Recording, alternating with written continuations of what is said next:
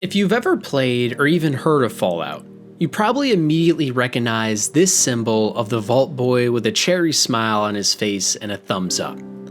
What on the surface looks like just a happy advertisement for Vault-Tec, though, may be hiding a much more sinister undertone. Almost a decade ago, a Reddit thread was made that postulated that the Vault Boy in this picture isn't actually happy, but instead putting his thumbs up to check for a nuclear blast. You see, in this Reddit thread, it is claimed that the US government back during the Cold War era would suggest citizens in the event of a nuclear blast put their thumbs up in front of themselves and squint one eye, and if their thumb covered the entire blast, then they were far enough away to be safe from radiation. So it looks like that's what's happening with the Vault Boy, right? Well, maybe not so much. You see, this theory is one of the most popular in all of Fallout. But as pointed out by YouTuber Father Eli Jackal, this is most likely not the case. Brian Fargo, one of the original creators of Fallout, and T. Ray Isaac, the man behind the Vault Boy design, have both independently confirmed on Twitter that the symbol is just meant to be a happy Vault Boy, used for propaganda for Vault-Tec. And not just this, but even with a small amount of research, it becomes obvious that this thumb idea is false. During the Cold War, the US government advocated duck and cover, not sticking your thumb in the air. But ironically, neither of these would help you very much if nukes actually started dropping. Either way though, one of the most beloved theories in all of Fallout is most likely nothing but a scam thousands of Redditors fell for years ago. Who would have guessed?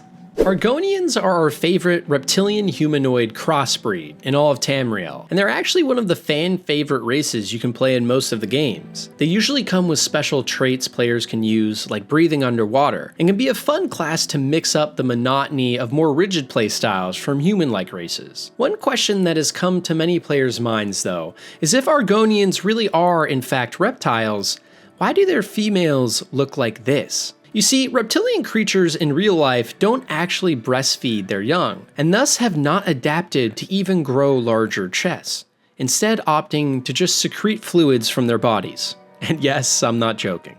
But in the Elder Scrolls games, we can clearly see that for some reason, female Argonians seem to have disregarded this feature. We know from developer comments from even Pete Hines himself and some lore texts that Argonians are omniviparous, meaning they lay eggs within their bodies and hatch and birth them. But we also know from direct lore documents from the Black Marsh, the land in Tamriel from which Argonians hail, that next to Hiss trees specifically, Argonians actually lay their eggs. For those that don't know, the Hiss trees are an ancient race of sentient trees that are native to the Black Marsh, that allegedly created the Argonians in the image of Man and Myrrh, a general term for elves in Tamriel. The Argonians were meant to serve the Hist in a symbiotic relationship, but it still leads us to the question why the female Argonians even need breasts in the first place. The reason in lore the eggs are laid next to the Hist in the Black Marsh is they feed on the sap from the trees, with many Argonians arguing that those born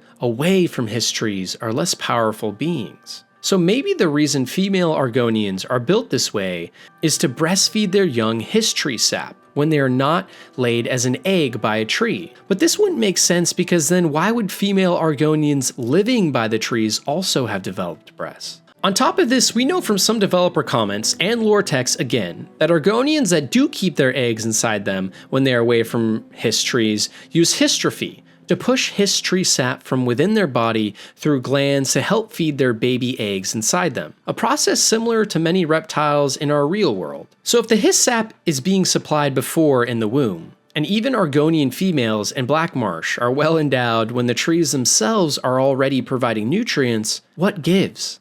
The best remaining theory is just that the female Argonians are simply made this way, as we know from the ancient Hiss tree stories that Argonians were made in the image of Man and Myrrh. So maybe their breasts were simply there to make them look more similar to that image. And some theories even postulate that the Hiss created them that way to make it more easy for females to form relationships with other races, potentially to even spy on them in some sort of Hiss grand plan. We may never truly know, but something fishy is going on? While most of the Subnautica main story centers around the crashed Aurora ship, the downed Mongolian cruiser the Degasi might be even more interesting. Of its original 6 crew members, only 3 survived the crash: Paul Torgal and his son Bart Torgal, as well as the woman of the hour, Margaret Maida, a mercenary protecting the ship. They were able to slowly build up a base of operations on a nearby island as well as underwater, but soon realized they had become infected with the Kara bacterium on the planet and didn't have long to live. In order to help their odds of survival, Margaret tracked a Reaper Leviathan back to their base so Paul could study it for findings on the Kara. But sadly, another Reaper Leviathan had followed Margaret and ended up leveling the base. In an attempt to save Paul and Bart, Margaret fought the Reaper Leviathan in her prawn suit as it carried her deep into the void, never again to be seen. That is until Subnautica Below Zero released, where we do actually meet Margaret Maida on Delta Island. It's here we learn that the Leviathan carried Margaret for miles on end through the void, and she only managed to narrowly kill the monster and then swim to the surface. She used the corpse of the monster to make shelter in the middle of the ocean and survived for 3 weeks until she hit landfall in Sector Zero, otherwise known as Below Zero.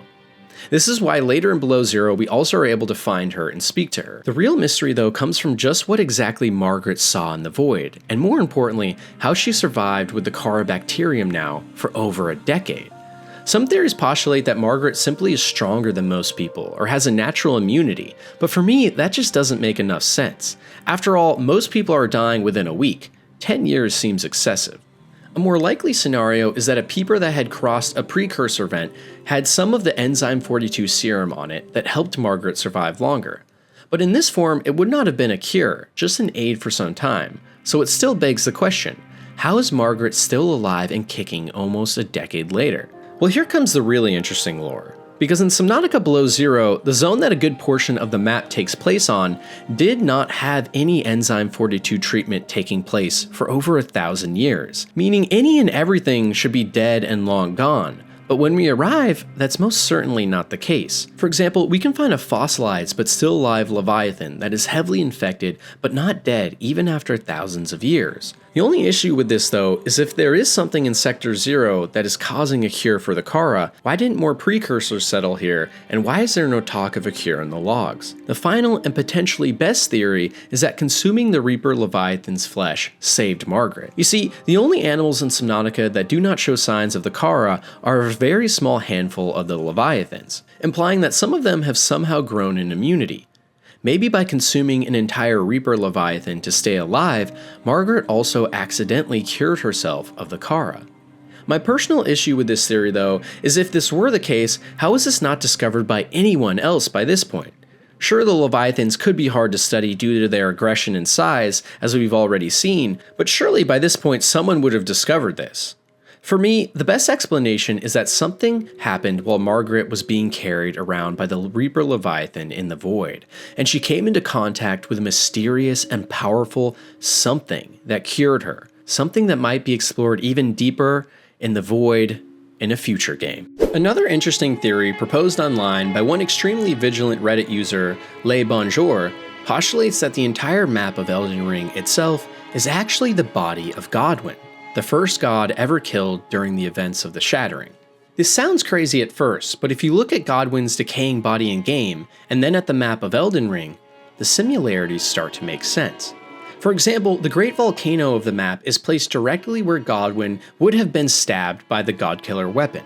The Erd Tree lies at his heart, and Liurnia his intestines, and so on and so on. So could it possibly be that the world of Elden Ring is actually directly formed from the body of a now dead god? The more likely theory is that Godwyn's dead body began to form into the world around him as the Deathroot plague from his body began to spread, potentially stealing essence from the lands between and transferring it to the diseased and lifeless body of Godwyn. Either way though, it's crazy to think that Godwyn's literal body upon death somehow directly connected with the world and now in some way is a part of it, either changing the world and its formation or pulling from its essence to create something new. Prey has what I think is one of the best introductions to a video game I have ever played, and at the very start of that, it takes us on a helicopter ride across a sprawling and futuristic city where we get to see a happy glimpse into what is about to become a horrible nightmare. But what a lot of players probably missed while on this helicopter ride is a one-frame glitch near the start of the Endeavor where most players probably wrote it off as a technical issue, if they did happen to even see it at all. However, if we freeze frame on that one frame, we can actually see this, which is not a glitch in the game, but actually a very purposeful moment. As you can see, the helicopter is still perfectly in frame unaltered, with only the view outside becoming a blue sea of nothingness.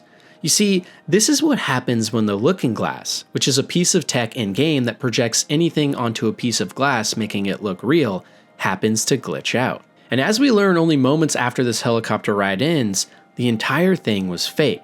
And instead, you were in this room here surrounded by this looking glass tech being tricked into thinking you were still on Earth. So it's crazy to think that even before the big reveal happened at the start of Prey, we were being given these small hints as to what was really going on.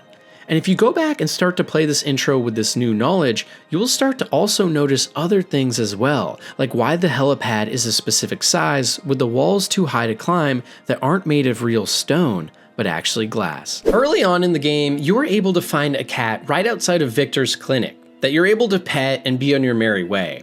It's an interesting interaction, though specifically considering we see almost no animals in Cyberpunk. Diving into some of the lore of the game, we can see that most, if not all, of the wildlife in Night City is dying or has died out many decades before the game due to diseases. And on top of this, there are some lines from NPCs like Takamura about cats and dogs particularly being driven out of the cities and to death.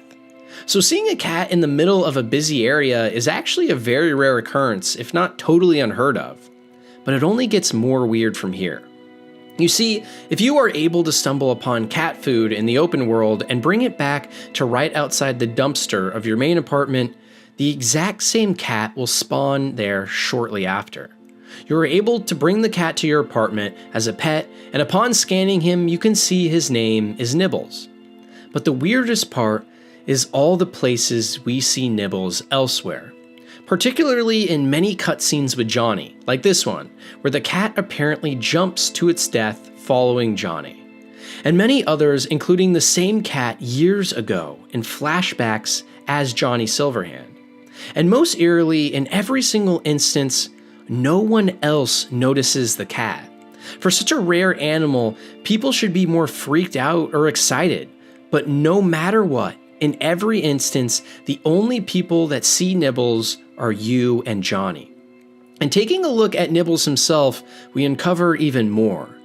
Nibbles is a specific breed of hairless cat called a Sphinx. And for those of you that don't know, the Sphinx is seen as a spiritual guardian in ancient Egyptian teachings that can guide humans to the afterlife. An interesting coincidence for sure.